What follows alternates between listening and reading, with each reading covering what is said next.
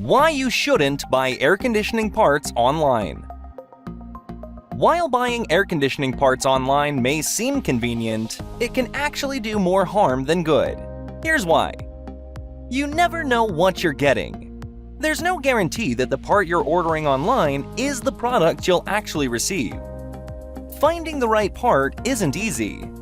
Finding the right AC part isn't as simple as searching for it online. Many components look similar but are not compatible with all AC models.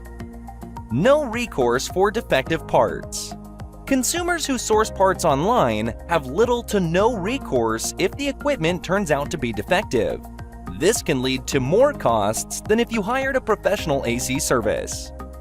If your Cape Coral, Florida home is in need of AC repair, be sure to get in contact with Florida Cooling Solutions by visiting floridacoolingsolutionsinc.com or calling us at 239-312-9637 today.